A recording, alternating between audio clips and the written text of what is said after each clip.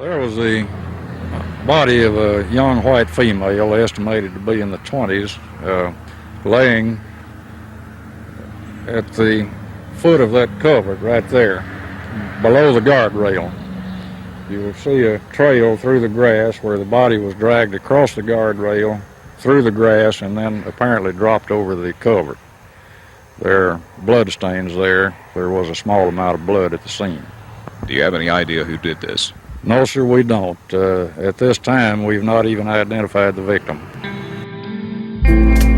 This is the Vic Feazell Show podcast, hosted by Vic Feazell and Jonathan Zimick. Sponsored by Moroso Wood-Fired Pizza, Pinewood Coffee Bar, and the law offices of Vic Feazell.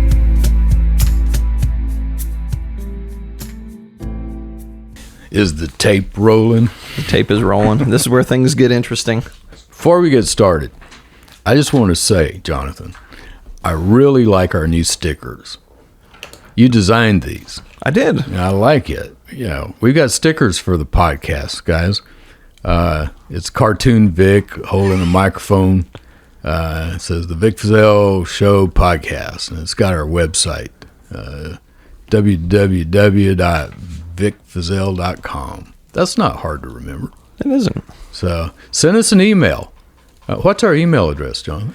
It is promo@withvic.com. Promo at withvic.com. Send us an email. Give us your comments. And if you want one of these stickers, let us know. I'll mail it to you. I'll mail you several of them. We got a couple different designs, which is cool too. Yeah. And pins. We got pins coming in. The pins are even cooler. Got some pins coming in. Stick on your backpack. We're going to get all kinds of swag. We're starting to pick up lots of listeners, and we appreciate that, guys. And we want to give away our swag. Yeah, take our swag. Say, thank you. I like it. Thanks for listening. So Vic, we're here today to talk about the orange socks case. Orange socks. And the reason we're doing it is because there's been new developments. Yeah, I know. What happened? Well, for 40 years, this poor girl has only been known as Orange Socks. Nobody knew her name. She was found, she was murdered on Halloween night, 1979, and dumped on the side of the road off of I-35 near Georgetown. And just recently, 40 years later, yeah, her body was exhumed, DNA samples were taken, and there was a match to her sister. Her sister had seen a composite sketch, a drawing of Orange Socks on TV or somewhere, and she said, "Oh my goodness, that looks like my missing sister that I haven't seen in 39 years." Right. She called the sheriff in Georgetown, and thank God he listened, man. Props and kudos to him. Yeah. And the body was exhumed, and all of this was done. So, and we got a match. Just incredible. Thank you, Sheriff of Georgetown. Do you remember his name? Yeah, it was Sheriff Chody was his name. Because I appreciate it when somebody goes the extra mile like that. Especially 40 years later. There was really nothing motivating him to do it. I know. Other than, And so now we know that that poor child had a name, and her name was Deborah Jackson. Yes. She had a family. So, thank God. Yeah. Yeah. So, closure. We're seeing a lot of closure. This isn't the only case where DNA has come in, where they don't know who killed her yet. Right.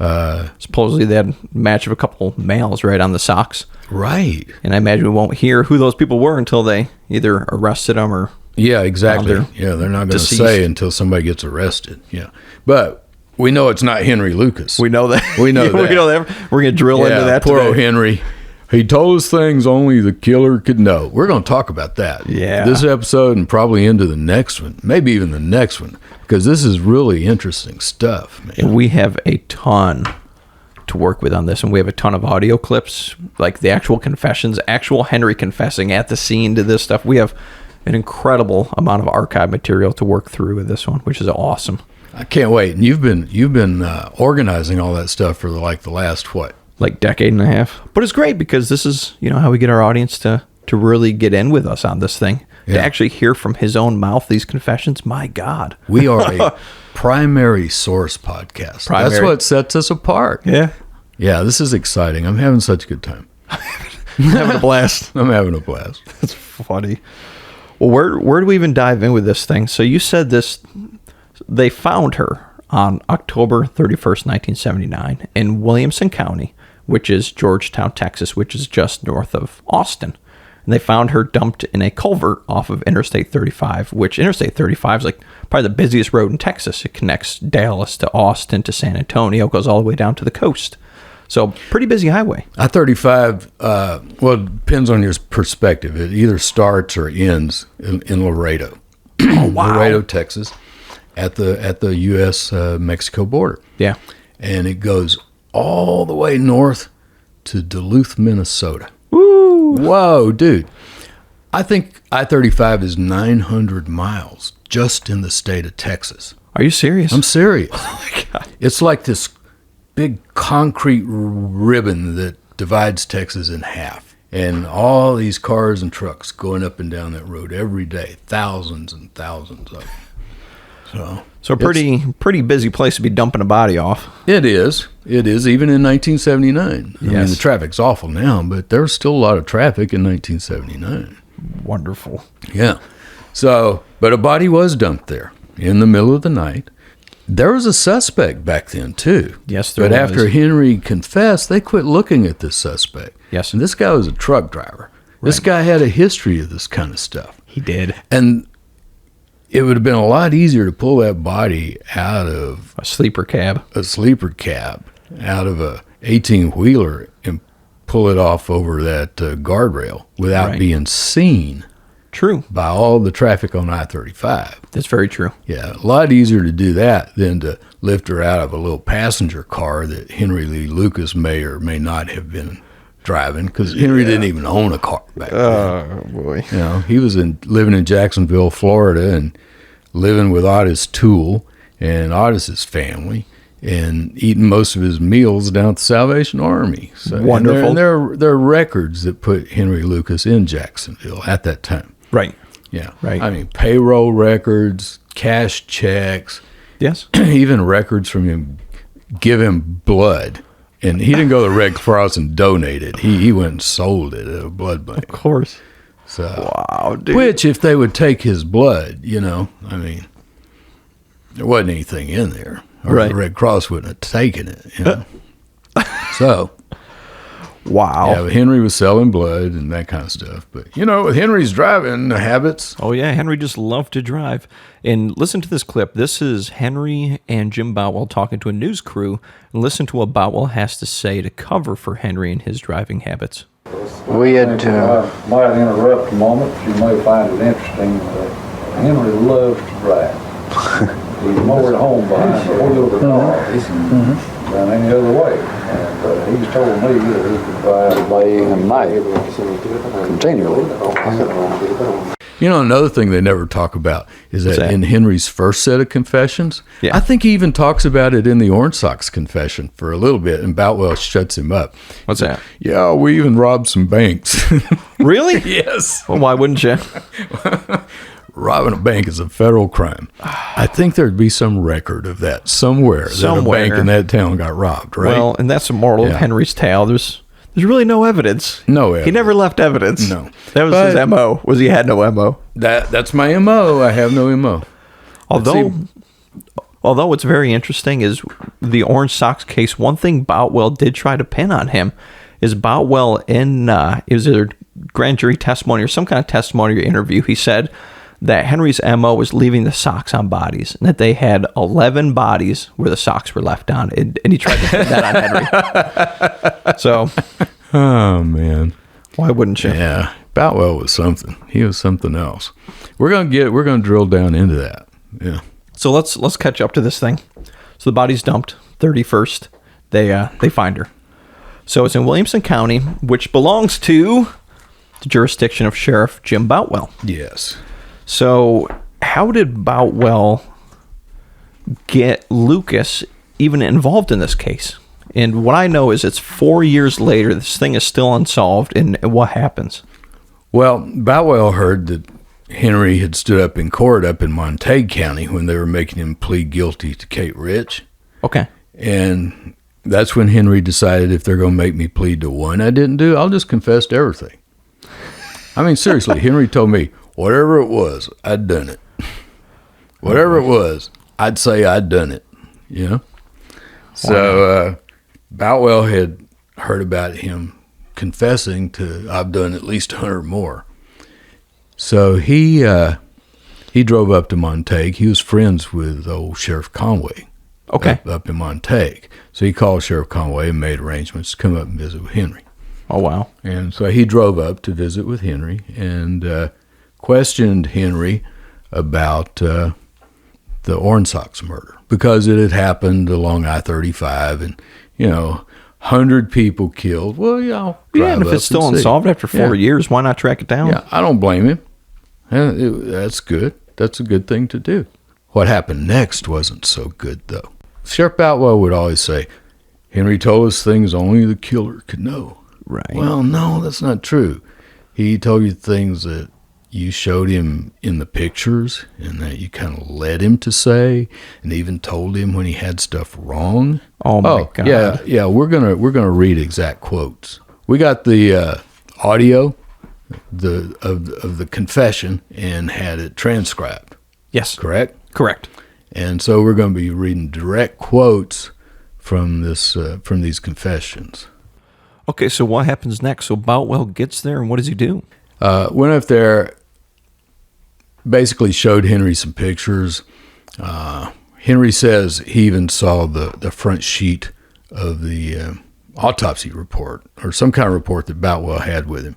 And that had her height and weight and hair color on it right there. Right. He said it was laid down right in front of me. like so I could look at it. Yeah. Right. Henry told me that. Yeah. And interestingly enough, Orange Sox, or Deborah Jackson, we should call her now. She has a name. Deborah Jackson. So Deborah Jackson, she was the same height as Henry. And Henry weighed 20 pounds less than her. Less. To give you ideas to proportions here. Mm-hmm. Because one thing that was brought in was that he dragged her out of a car by himself, which that gets diluted later on. We can talk about it. He dragged her over a metal guardrail and threw her down to this culvert.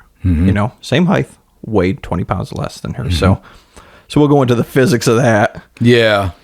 So, yeah, and you're right. He was given this, piece of paper that talked about the murder that Boutwell admitted to sending to all the police stations virtually in Texas as kind of a APB. Hey, here's this, unsolved crime. If, you know anything about this, here's how the murder happened, what she looked like, what she weighed, hair color, all that stuff. So Henry saw that during his stay in Montague County. Yeah, he did. And Boutwell questions him extensively, leads him like crazy, gets his confession. Henry signs it. Boutwell writes it out. Henry signs it. Boutwell goes back to Georgetown, and he's not satisfied with that confession. Really? Yeah. A little over a month later, he's back up in Montague questioning Henry again, cleaning up some of the problems in the first confession, where the confession didn't quite match the facts. Uh-oh. Remember before I told you about when they were coming to me, wanting me to let Henry to come up and plead guilty to our 3 cases in McLennan County? And I said, no, it just didn't seem right. Yeah. Well, it was because the confession just didn't match the facts. It sort of matched it, but there were things wrong with it that couldn't have been right. Right. If the confession was right. And it was real fine detail, right? He would name things that were very, very specific that would make you think, oh, wait, yeah, these are things only the killer knew, but was it just the narrative was off to you? And this is talking about your 3 cases, so certain things were nailed to a T, like, wow, how could he possibly have known that? Some things were nailed to a T, but then other things that should have been right that were obvious were wrong. Gotcha. Yeah. Like instead of saying I dumped her on the side of I-35, yeah, the first time he said, I drove off down this blacktop road a good piece and dumped her. Oh, wow. And then before that, he said, I think I might have stabbed her in her breast and maybe in her chest cavity. Right. Well, she wasn't stabbed. She was strangled.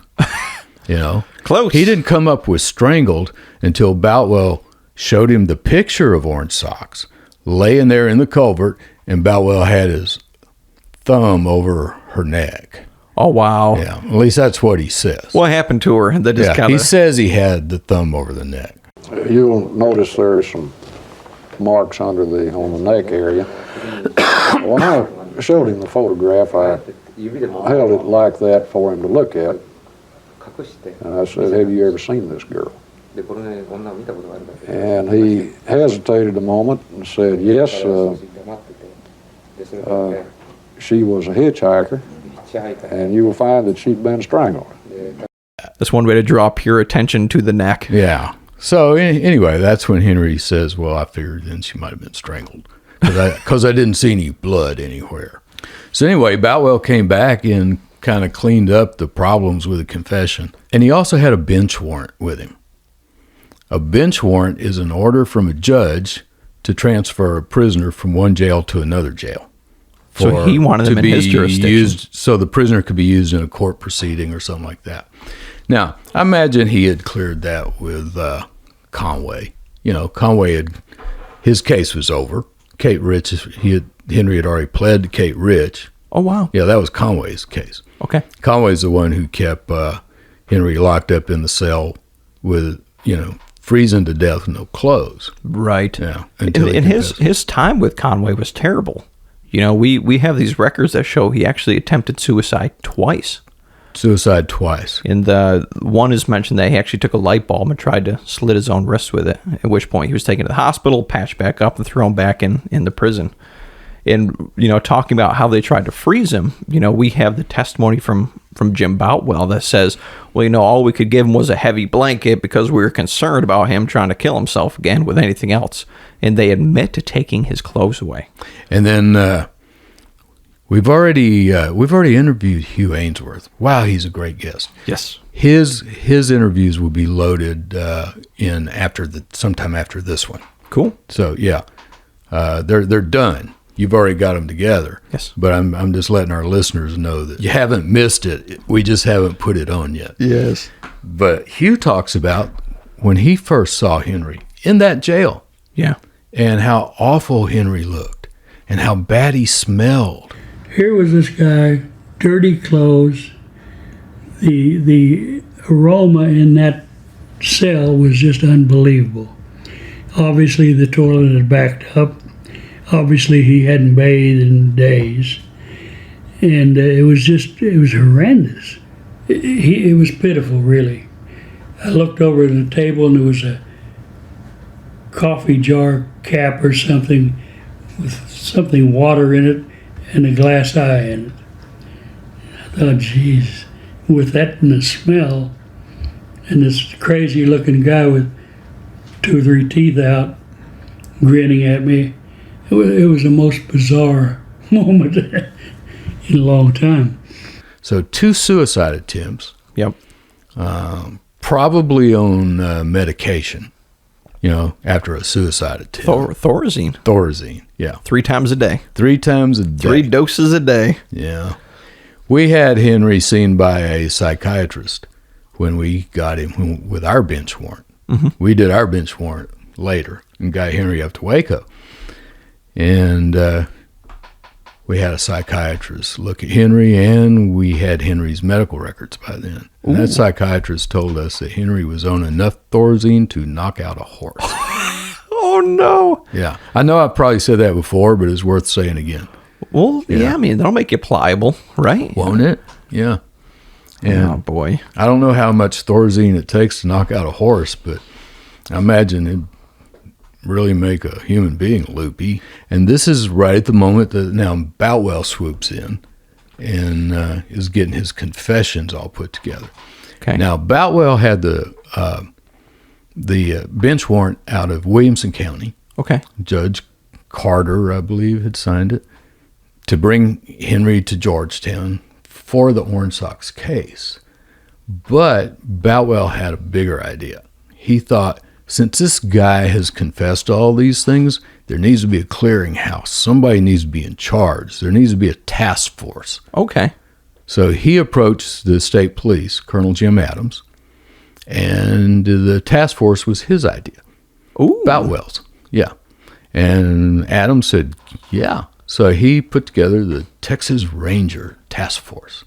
Now, Boutwell, he's a former Texas Ranger. Right. I mean, you got to give the guy his due. Yeah. I mean, for his time and put him in context. I mean, And he was also with the DPS too, right? Oh, yeah. So yeah. he had DPS in his background and Texas Rangers, and then he became Sheriff of Williamson County. Yeah.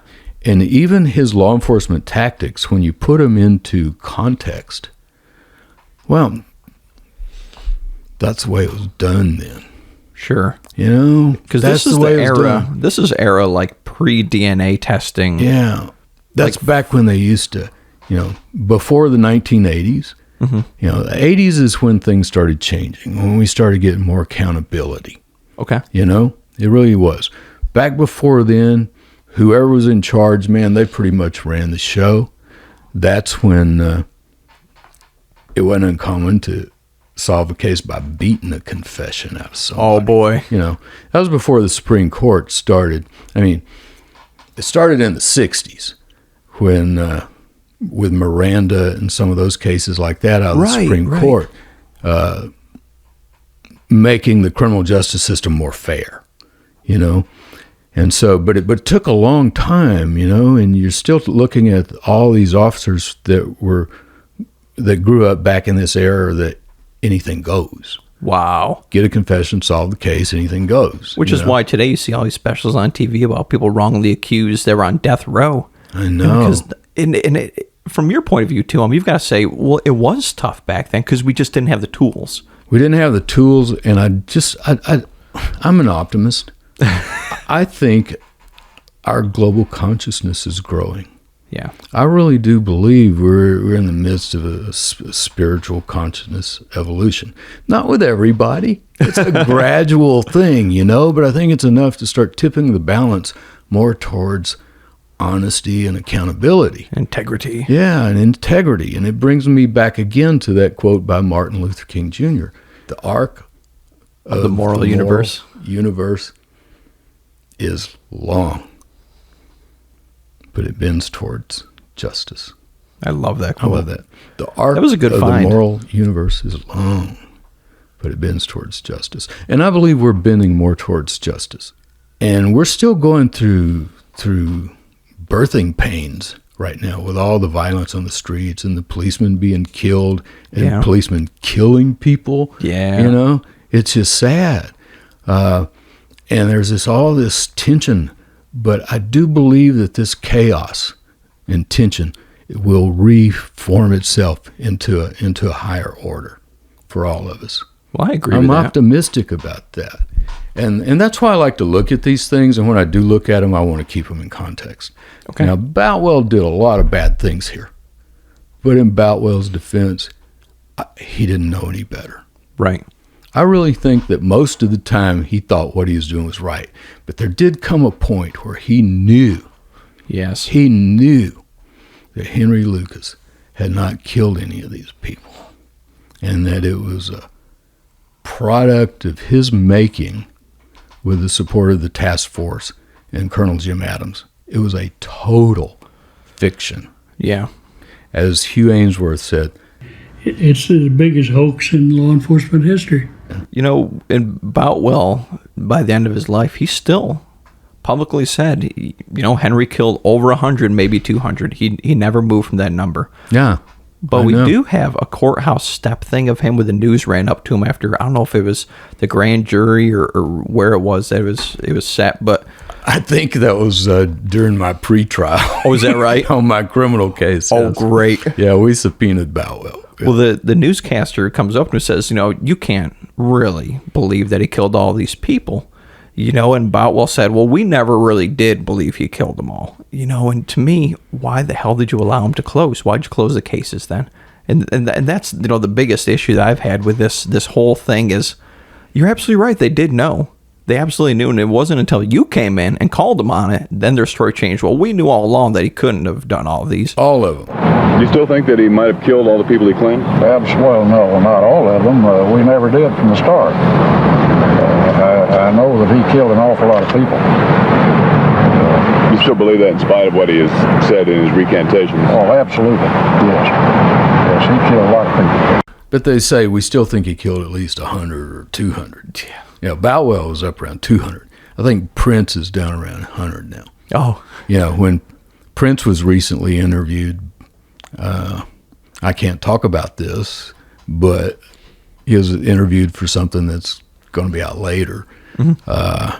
He said he was just really sorry that that Boutwell wasn't still alive so that he could defend this, because he really could. Well, unfortunately, DNA doesn't lie. And what did you say, 30 cases, you told me at one point, have already been overturned by DNA? They found the real killers on these? Yeah. It's 30-something plus? Yeah, 30. And growing every day? It's growing every day. Yeah, and the more law enforcement agencies that open up these cases, the faster that number will grow. Right. You know? Because there's so much in the DNA data banks now. Yeah, man. You know, they're passing laws every legislature with new excuses to get people's DNA into the data bank. You know? And with Ancestry.com, 23andMe, and all these people taking they these want tests. everybody in there. And and God willing, someday Deborah Jackson's killers will come to but the thing is, light. Yeah, really. Yeah, I agree with you. Hopefully someday the killers of Deborah Jackson will be found. Yeah, I agree. Which, and again, to loop it back to what we talked about earlier, there was another suspect. And wouldn't it be a trip if it actually turned out to be that person? Yeah. We do have the name, which we won't name here, who the gentleman was, but we may name it later, though. It'd be crazy. It might turn out to be crazy him. if it was him. him. The truck driver. Yeah. And what we have is, so Williamson County actually hired a investigator who worked in Houston, and he's the one who tracked down this lead for this truck driver. And it's crazy because we have some interviews with that investigator, and he said, I 100% believe this truck driver is the one who is the real murderer. But the minute Henry got in the picture, I was off the case. They shut it down. That lead was dead. I read that. That's crazy. We could find that. We have it. We could post that on our website. Yeah, we can put this and up. People could go. Can we make a page that's like footnotes? I'd like for our listeners to be able to go in sometimes and look at these documents and put us to the test, guys. Yeah, come to see your own if we're telling the conclusions. truth or not. Because in our introductory podcast, I talked about how this is going to be remembered as the age of transparency. Yeah. At least the beginning of the age of transparency. There are no secrets. Yeah. With everything on the internet now, you know, everything will be found out. Everything is out there. Yeah. We've lost any privacy. Yeah. So, damn, we better be good. Yeah. Yeah. We've lost our privacy, so we got to behave. We got to be good. You know. So I think we're moving in a good direction. I do too. So let me loop you back to where you were. So you said Boutwell got him. He started the task force to start fielding all these cases, because he said 100 plus, and that went out to the entire United States to where, hey, if you have cases, send them to us, and then we'll present them to Lucas and say yay, nay, and what have you. So that's what transpired. Yeah. Wonderful. Yeah. They set up offices there in the sheriff's office. Had Henry in a private cell right there at the task force offices. He even had a desk he used. Oh, is that right? They gave him his own desk and phone? Sometimes he would answer the phone. If No they way. were busy, he'd answer the phone. Is that right? Yeah. Sheriff's office. This is Henry. Clemmy saw that. Sister Clemmy saw him answering the phone. Yeah. Hugh Ainsworth, when he was there, that's one of the things that made Hugh suspicious. He said they weren't treating him like a normal prisoner.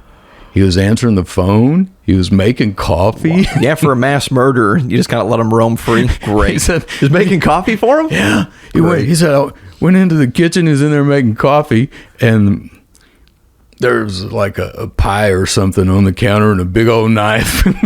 No. Yeah. He was going, there's something wrong here. This does not compute. Yeah. This does not compute. Yeah, that doesn't make sense. Well, let's get to his confession. So I've got a copy of his confession in front of me. Yes. And let me read through some of this, and then we can start to pull it apart, because this is the first confession he gave, and this is the one that you talked about that Henry said Jim Boutwell wrote it, and then Henry signed off on it. And it's so absurd, but let's go through this thing. So it said in 1979, and this is Henry's actual confession. I'm not sure of the time of year. I picked up a girl who was hitchhiking in Oklahoma City, about the second exit off the turnpike. It could have been in one of 3 cars I had. So he's saying he had 3 cars, which you said a minute ago he didn't even have one. I think her name was Joni or Jody. So already, not even close. I don't remember exactly. We stopped at a truck stop and ate. I don't recall if she had a hamburger plate or plate lunch. I was drinking beer. I had sexual intercourse with her at a roadside park or picnic area, and I didn't get satisfied. I don't know if something is wrong with her or something wrong with me. I killed her not long after that by strangling her with my hands. She was later undressed and had sex with her after she was dead. She was in the back seat laying down. I still couldn't come. Something is wrong with either me or her. I don't recall.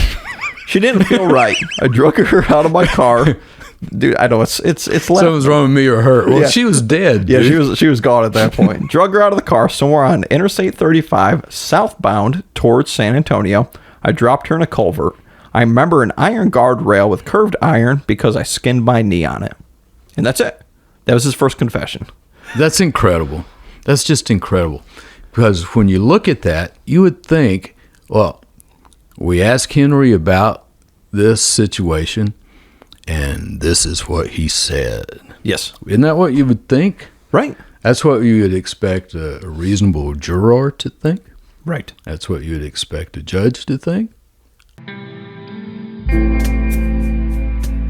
Thank you for listening to the Vic Feazell Show podcast. And visit us at www.vicfeazell.com for more information. Follow us on Twitter, Facebook, and Instagram.